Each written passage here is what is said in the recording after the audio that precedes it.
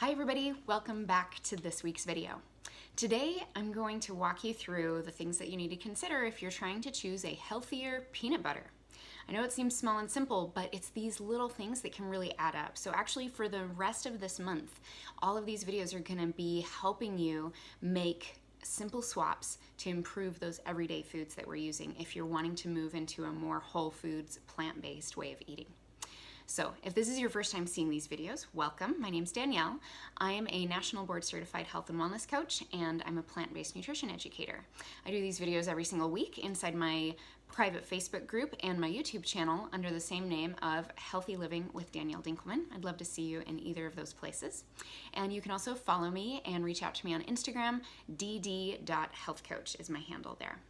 So let's talk about peanut butter. If your family is anything like mine, you use a lot of peanut butter. Okay, I've got 4 little kids. Peanut butter is what they put on their toast nowadays, that we don't have butter in our house anymore. And you know, we're always a fan of a peanut butter and banana sandwich or a peanut butter and jelly sandwich once in a while. We also use peanut butter in one of our favorite meals, which is a simple pad thai sauce that I make for my kids. And so peanut butter is important to me and to my family. So if your family is like that, then I want you to pay attention to this video. And if you haven't improved or upgraded the peanut butter that you're buying on a regular basis, I'm hoping that you will feel ready to go make that swap really confidently by the time you're done watching this video. So first of all, this is actually a really good opportunity for me to just teach you a little bit about reading ingredient labels. So we're going to go over that first. And then I'm gonna give you kind of some guidelines of what to try to avoid and what you're looking for in those ingredient labels. We're gonna go over that. And then I'm gonna just kind of go through an example. I'm gonna show you the peanut butter that I buy and what's on the ingredient label there. And then maybe let's talk a little bit about other condiments that might be on your radar that you may wanna reconsider and upgrade as well. So first off, let's talk about labels, okay? Here is my peanut butter. And it's going to be backwards for you, sorry.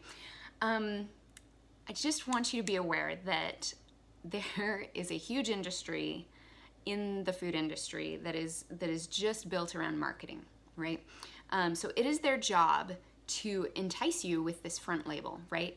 I want you to be aware that that label's job is not to inform you, it's to entice you, right? So let's just be really honest right from the get-go. We need to stop trusting labels, like the front label, the front of the box, the front of the bag. If it's especially if it's throwing out buzzwords at us like organic and natural and all those types of things. That's what they're trying to pull us in. They're trying to convince us, hey, this is a healthy product that you can feel better about. But that's for you and me to decide as we flip this over and look at the back. We always, if you are an educated food purchaser, you are an informed consumer, you are that person that pulls something off of the shelf and you immediately flip it over, okay? We don't take anything at face value, all right? So I wanna invite you to make that commitment to yourself right now. So we always want to flip it over and look for this word right here, ingredients, okay? I know most of us grew up thinking the nutrition facts are really important, and yes, there are times that you want to check that out, but mostly we just want to know what's in this product, okay? So with peanut butter, we are flipping that over. Ingredient list is king, and then what are we looking for? Now, I want you to just have a little fun with this next time you go to the grocery store.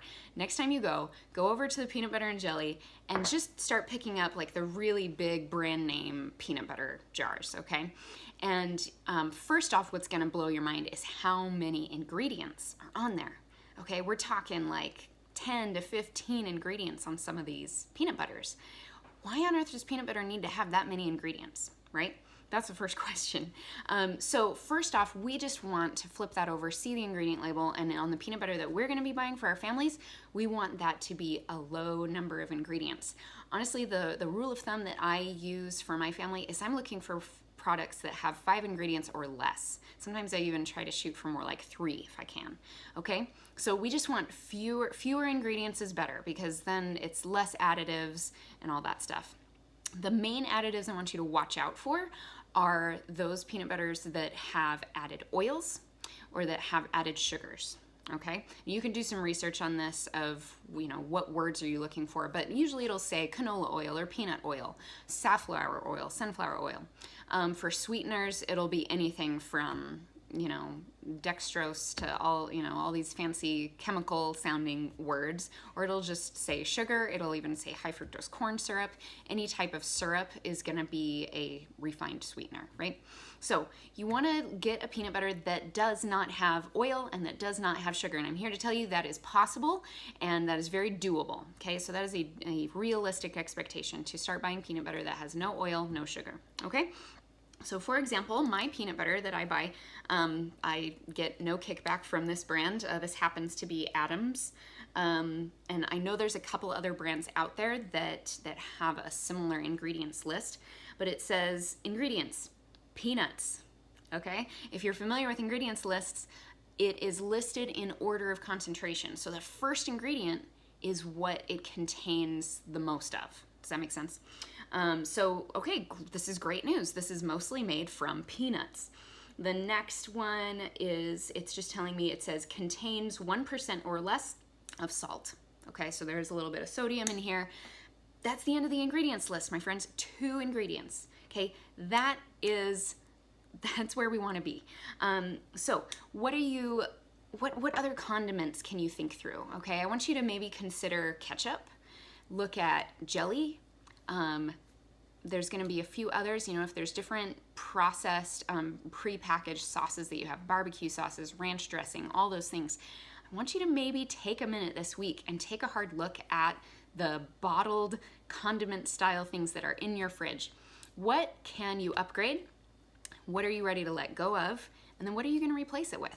Okay, a couple rules of thumb. You can kind of use these same suggestions on ketchup and jelly especially. I still do buy those, but I try to find ones that the first ingredient is not any kind of sweetener, but that it is the whole fruit in the jelly, or that it is tomatoes in the ketchup, okay?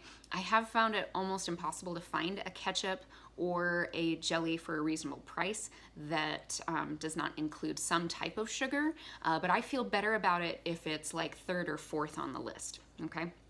So we really have to kind of make our own judgment calls. And like I said, with the peanut butter, it's super realistic to choose one that has no oil and no sugar. There's other condiments that you'll find and you'll explore and you'll see, this is harder to find one that is that strict, but maybe I can make a better choice. So it's really on a sliding scale. I don't think there's a hard line here. It's really just what's important to you and what you're ready to do. So I really encourage you to take a look at that as you take a look at what's in your fridge. Also take a look at those things that have dairy in them, that those just need to go. Okay, we did a video last month on dairy. Take a look at that. We also did videos on sweeteners and oils, so really take a hard look at those things. So I don't buy sour cream anymore. I don't buy mayonnaise anymore. I don't buy prepackaged barbecue sauces or salad dressings unless I find some that are dairy-free and that have little or no sugar or oil. Okay, so to each their own. And we're all in our own place, but I encourage you to take a look at that this week. All right, so I want you to tell me in the comments below, what peanut butter do you buy and what's on the ingredient list and what are you ready to do to upgrade those everyday foods in your house? I'd love to hear from you. Go ahead and like this video, share it. If you're finding me on YouTube, come and join our Facebook group, Healthy Living with Danielle Dinkelman. I give lots of awesome content in there almost every single day, and I'd love to see you there. So take care.